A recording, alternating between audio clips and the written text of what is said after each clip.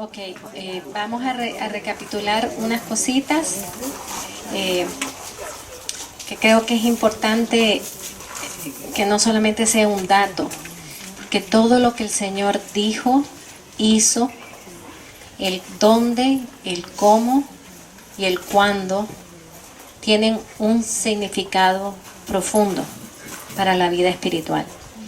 Entonces hay que colocarse en los eventos, hay que colocarse en, como decimos los latinos, en los zapatos de las personas, ¿verdad? Para entender la obra que Jesús estaba haciendo. Como explicaba Father, esto se consideraba la tierra de la oscuridad. Y desde aquí pronuncia las palabras del reino, anuncia el reino que es el reino de la luz. El pueblo que andaba a oscuras ha visto una gran luz. Se cumple la profecía de Isaías. Lo primero que el Señor está haciendo, partiendo desde aquí, el anuncio del reino, es diciendo, la luz ha empezado a triunfar. La luz brilla en las tinieblas y las tinieblas no la pueden apagar. Segundo, las elecciones de Jesús. ¿A quién Jesús elige? ¿Dónde los elige? Los elige, por ejemplo, a Pedro, lo elige pescando, haciendo su labor cotidiana. En su vida cotidiana, el Señor entra y desde ahí lo llama. Segundo, Father mencionaba, ¿a quién llama? Que vivía por aquí. A Mateo. A Mateo, el tax collector. O sea, ¿cuál era la relación entre Pedro y Mateo? Pues el que le cobraba. Muy mala, podríamos decir, de enemistad. O sea, que su hermano sería el que hasta ese momento había sido su enemigo. ¿Qué quiere decir el Señor con esto? Su reino requiere que perdonemos. El perdón empieza a ser una de las condiciones de la pertenencia a su reino. Segundo, el Señor quiere decir, no son ustedes los que ni me eligen, ni tampoco son ustedes los que eligen a sus hermanos. En la familia de Jesús es Jesús quien llama. Y nuestro corazón se tiene que abrir para vencer todas las dificultades con el otro, para abrazar al otro con un nuevo corazón, que solo Jesús lo puede dar. Por eso el Señor parte de aquí diciendo, el reino de Dios está cerca. Arrepiéntanse. O sea, para entrar en el reino necesitamos pedir perdón. Necesitamos arrepentirnos de nuestra vida, de todo lo que es contrario al reino.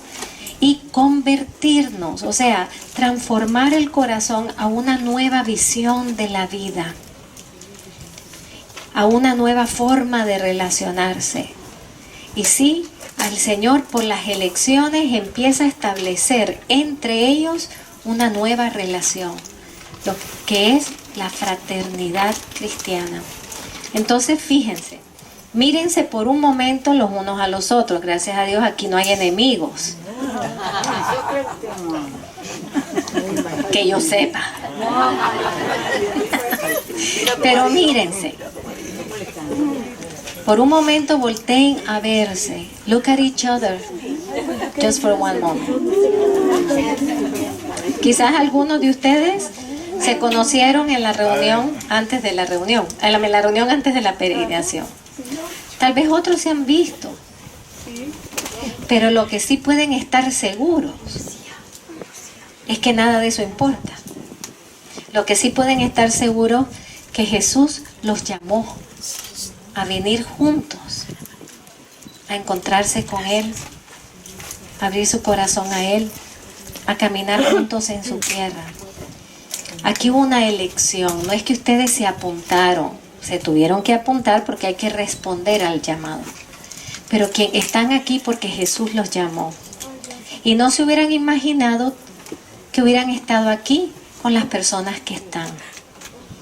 Y esto es parte de la novedad del Evangelio, que la familia de Jesús está compuesta de personas que no nos imaginamos van a ser nuestros hermanos, que no nos imaginamos que de ahí Dios va a ser una relación de amor, que somos capaces de dar la vida los unos por los otros. Entonces, tenemos que ir cada vez que escuchamos qué pasó, cómo pasó, dónde pasó, todo tiene un significado muy profundo. Debe haber sido muy difícil para Pedro abrir el corazón a Mateo. Tiene que haber sido difícil, tiene que haber habido un paso de fe, lo que hablábamos en la iglesia, la palabra que el Señor nos daba, porque la fe, ¿por qué es difícil? Porque Dios viene a irrumpir en nuestras formas de pensar, en nuestras formas de ser. Y tiene que haber sido difícil para Mateo, que dominaba a Pedro a través de ¿qué? Del dinero, después tener que ser hermano y sometido a Pedro. Vean todo lo que va irrumpiendo el reino de Dios. Cuánta transformación, cuánta conversión, porque eso no pasa y lo sabemos porque lo leemos en el Evangelio. No pasa de un día para otro que Pedro entendió todo, que su mente se fue transformando, no. Hay un proceso largo en Pedro. No se nos olvide que incluso 3 años después, por miedo lo niega. La conversión requiere que el Señor le dé vuelta al corazón. Y eso es a diario. Y que el Señor vaya irrumpiendo según los eventos que nos corresponden vivir, vaya irrumpiendo nuestra mente, vaya rompiendo nuestros esquemas, nuestros proyectos, nuestros planes, nuestras fronteras. El reino de Dios es universal. ¿Qué quiere decir? ¿Cuál es el lenguaje del reino de Dios? El amor. ¿Cuál es el lugar del reino? El corazón. Y el corazón de todos. Hay una sola enseñanza en el reino. Por eso también es hermoso, nosotros tenemos el privilegio que donde quiera que vayamos tenemos la misma Eucaristía. Es el mismo Señor en todos lados. La fe es universal. El Señor vino a romper las barreras. Por eso, como decía Father, venían los de Decápolis que eran gentiles. Y aquí se sentaron a escuchar los gentiles, judíos y romanos. Ya empezó a romperse las barreras de nacionalidad. ¿Por qué? Porque su reino es universal y su amor es universal. Entonces, vayamos contemplando lo que Jesús va diciendo y lo que va haciendo, porque fue irrumpiendo en el corazón humano, fue irrumpiendo a uno, llamándolo a perdonar, a otro a la humildad, al otro a la humildad. Y así vamos a ir viendo en todas las llamadas a quién llama, cuál era el proceso de la vida de esta persona y qué requirió de cada uno ser discípulo del Señor. Porque sí, hay condiciones para ser discípulos y no podemos decir que no las hay, porque nosotras no las inventamos, las dijo Jesús. Y la primera condición es negarse a sí mismo para seguirle, o sea, renunciar a mi forma de pensar, a mi forma de sentir, a mi forma de leer la realidad, para que Jesús me enseñe a pensar, a sentir, a leer y a actuar. Entonces todo esto parte de aquí. Por eso Él dice, conviértanse y crean en el Evangelio. Y hoy el Señor, después de la misa, nos dio la palabra, quiero hoy aumentar su fe. Lo mismo que Él hizo al iniciar su predicación aquí, nos lo dijo a nosotros. Crean en mí, crean en mí. Y no podemos nunca decir, ay, si yo creo en el Señor. Sí, creemos en Él, pero ir creyendo en cada una de sus palabras, en cada una de sus enseñanzas y de sus formas, es un proceso. Y lo vivieron los apóstoles y nos toca vivirlo a nosotros. Por ejemplo, cuando se nos desmorona una seguridad, ¿a quién no se le desmorona seguridad? Levante la mano para que nos explique cómo lo hace. En ese momento decir, Señor, tú has dicho que tenemos un Padre providente, que si Él viste a los pajaritos y crea estas florecitas en los campos, los lilies, ¿cómo no va a cuidar de nosotros si somos sus hijos? Creer en ese momento cuando no vemos lirios, no vemos pajaritos, no vemos nada, creer que esa palabra es verdad, es un acto de fe. Creer en el Evangelio será la tarea de toda nuestra vida.